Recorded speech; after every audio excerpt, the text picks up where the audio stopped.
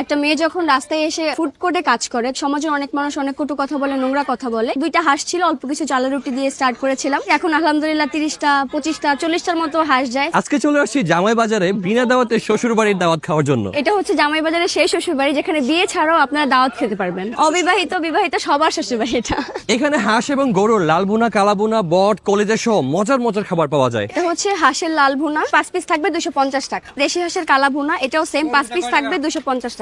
দেশি হাঁসের চুই ঝাল 250 টাকা। এটা হচ্ছে গরু মাংসের লাল ভুনা, এটাও 5 পিস 250 টাকা। গরু মাংসের কালা ভুনা, এটাও 5 পিস থাকবে 250 টাকা। গরু মাংসের চুই ঝাল, এটাও 250 টাকা, 5 পিস থাকবে। গরুর কলিজাও হচ্ছে 250 টাকা। গরুর ভুঁড়ি বা বট যেটাই বলি না কেন, এটা 180 টাকা। এটা দুজন পরিমাণে খেতে পারবে। আমার নাম মিম, আমি একজন স্টুডেন্ট, অনার্স 3rd ইয়ারে পড়ছি। পাশাপাশি এই বিজনেসটা করছি। বাজার থেকে শুরু করে সবকিছু আমারই দেখাশোনা করা লাগে। রান্নাটা আমিই করি। শ্বশুর বাড়ির বেশ কিছু আইটেম নিয়েছি। তো হাঁসের লাল বোনাটা ট্রাই করে দেখি। হাঁসের লাল বোনাটা এজ ইউজুয়াল, এবার একটু কালো বোনা ট্রাই করি। এই হচ্ছে হাঁসের কালো বোনা। এটার মধ্যে আছে হচ্ছে 5 পিস। সাইজ গুলো মোটামুটি ঠিকঠাক আছে, স্ট্যান্ডার্ড, শুধুমাত্র রানটা একটু ছোট। হাঁসের লাল বোনাটা এজ ইউজুয়াল হইলেও এই যে কালো বোনাটা না, এটা একদম আউট অফ দ্য মার্ক। এটার টেস্ট খুবই ভালো হয়েছে।